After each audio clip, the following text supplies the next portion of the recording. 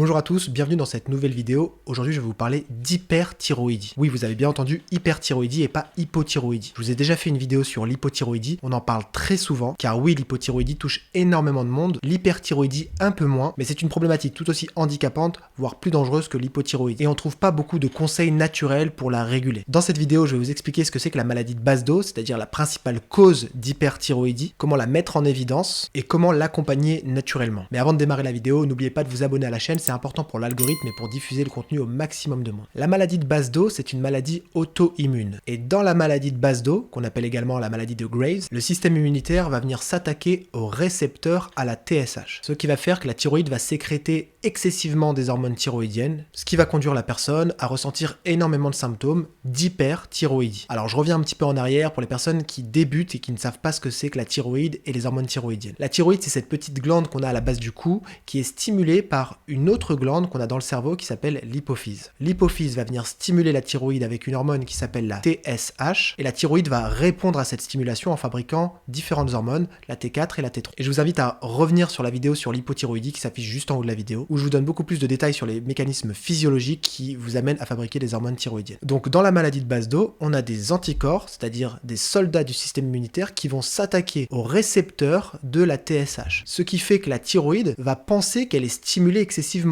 Sauf qu'il ne s'agit pas de la TSH qui la stimule, mais des anticorps qui sont capables d'aller se fixer sur les mêmes récepteurs. Donc on se retrouve avec une production excessive d'hormones thyroïdiennes dans la circulation sanguine et des effets secondaires de ces excès d'hormones thyroïdiennes. Donc par exemple des palpitations, de la transpiration excessive, un transit accéléré, un état de stress permanent qui peut se traduire par de l'anxiété, des insomnies, très souvent associé à une perte de poids, car le métabolisme énergétique va tourner à plein régime, le corps va brûler énormément de calories, des tremblements, un état de fatigue permanent mais différent de celui de l'hypothyroïdie, car ici la fatigue est liée à une surstimulation de l'organisme. Bref, on a tous les symptômes opposés à l'hypothyroïdie. Ici, il faut imaginer que le corps va tourner à plein régime et qu'il va s'épuiser à cause de cette sursollicitation. Donc on est face à une maladie auto-immune, c'est-à-dire la conséquence d'un déséquilibre du système immunitaire. Et donc vous l'avez compris, si on fait de la naturopathie, si on fait pas de la symptomatique, on va s'intéresser à l'origine de la problématique, ce qui a amené le système immunitaire à s'attaquer à ses propres tissus. Et je vais y revenir à la fin de cette vidéo car c'est peut-être le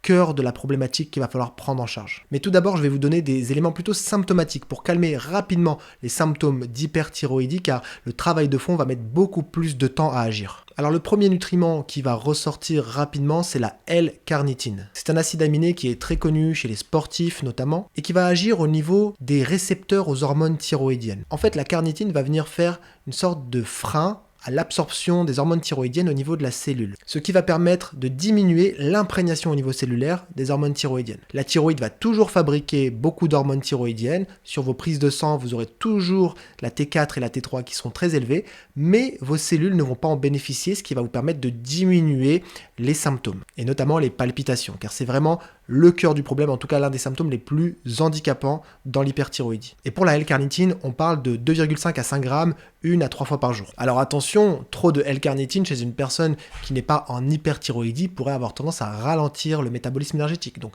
on va déconseiller ça aux personnes qui ont de l'hypothyroïdie. Ensuite, vous avez les antithyroïdiens naturels, c'est-à-dire les substances qui peuvent freiner l'action de la thyroïde. Et vous avez une plante qui s'appelle la lycope. Et ici, on va venir freiner directement au niveau de la thyroïde la production des hormones thyroïdiennes. Toujours sur la partie symptomatique, pour pouvoir réguler les symptômes rapidement, l'alimentation peut jouer un rôle très intéressant. Et les conseils que je vais vous donner visent à augmenter la production d'une hormone qui s'appelle le cortisol. Le cortisol est une hormone qui permet de freiner l'action des hormones thyroïdiennes et plus généralement la fonction thyroïdienne dans son ensemble. Et c'est pour ça d'ailleurs qu'en excès, le cortisol peut favoriser une diminution du métabolisme et favoriser de l'hypothyroïdie. Alors comment faire monter le cortisol via l'alimentation ? Eh bien en faisant baisser votre glycémie. Car plus votre glycémie va être basse, plus votre corps va fabriquer du cortisol pour la remonter. Alors il y a différentes hormones bien sûr qui permettent de remonter cette glycémie, mais le cortisol en fait partie. Et donc dans l'hyperthyroïdie, quand elle est symptomatique, quand on déclenche les symptômes, il s'agit de diminuer l'apport calorique. Partir par exemple sur un jeûne intermittent ou un jeûne un peu plus long, diminuer significativement l'apport en glucides, en fait mettre le corps dans une situation de stress biologique pour le forcer à ralentir le métabolisme. Car lorsque l'organisme est dans un état de stress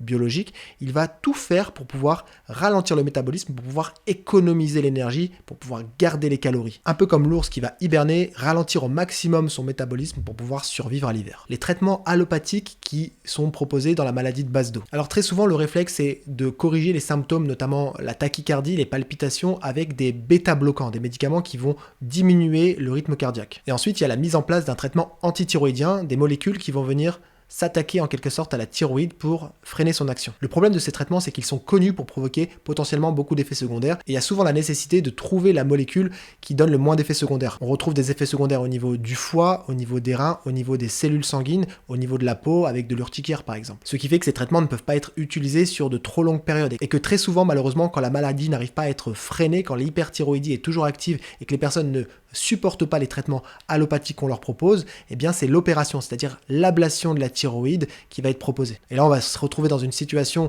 où la personne sera dépendante à vie d'un traitement thyroïdien, c'est-à-dire des hormones de synthèse pour corriger finalement cette ablation thyroïdienne. Et c'est là où c'est très important d'être dans la prévention pour pouvoir agir en parallèle des traitements qui vous sont proposés pour éviter que ces traitements ne durent sur de trop longues périodes et également pour éviter les récidives qui à long terme vont vous amener à l'ablation de la glande thyroïde. Alors je ferme cette parenthèse, mais elle était très importante pour introduire la suite, car vous avez beaucoup de nutriments, de vitamines, d'oligo-éléments que vous pouvez prendre pour pouvoir diminuer les symptômes, les effets secondaires des traitements antithyroïdiens. Vous avez les plantes hépatoprotectrices, c'est-à-dire des plantes qui vont protéger le foie, notamment le chardon-marie, qui est une des plantes les plus étudiées pour sa capacité à régénérer les cellules hépatiques, les hépatocytes. Vous avez la N-acétylcystéine qui permet de régénérer le glutathion, qui est une enzyme qui protège le foie notamment. Vous avez également les compléments alimentaires qui vont compenser les effets secondaires directs de l'hyperthyroïdie, comme par exemple le magnésium, les vitamines du groupe B, car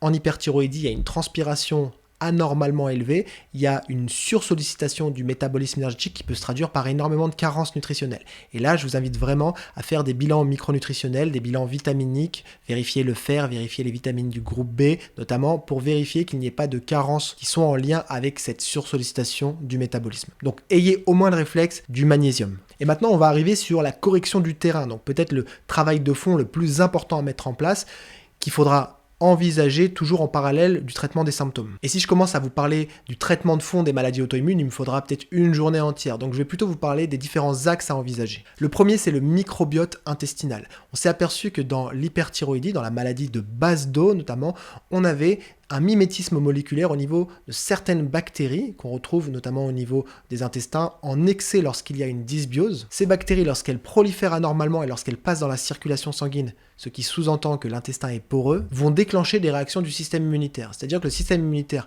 va faire des anticorps contre ces bactéries, et notamment une bactérie qui s'appelle Yersinia enterocolitica. Cette bactérie a une forme proche des récepteurs à la TSH. Souvenez-vous, en début de vidéo, je vous expliquais que le système immunitaire s'attaquait aux récepteurs à la TSH, ce qui allait stimuler anormalement la thyroïde. Et bien ce même système immunitaire, à un moment donné, il va faire ce qu'on appelle une réaction croisée, c'est-à-dire qu'il va s'attaquer et à la bactérie et tout ce qui ressemble à cette bactérie. Et il s'avère que les récepteurs à la TSH ont une forme relativement proche des protéines de cette bactérie. Un deuxième axe très important, c'est la gestion des carences, et notamment certaines vitamines oligo-éléments qui sont indispensables pour moduler le système immunitaire. Je pense notamment à la vitamine D, à la vitamine A, aux oméga 3, au zinc, au sélénium. Et d'ailleurs, le sélénium, c'est un des micronutriments qui est très étudié dans les maladies auto-immunes de la thyroïde, donc que ce soit Hashimoto ou Basedow. La supplémentation en sélénium permet notamment de diminuer certains effets secondaires de l'hyperthyroïdie, comme par exemple l'exophthalmie. Et le troisième grand axe que je voulais aborder, c'est un axe plus général,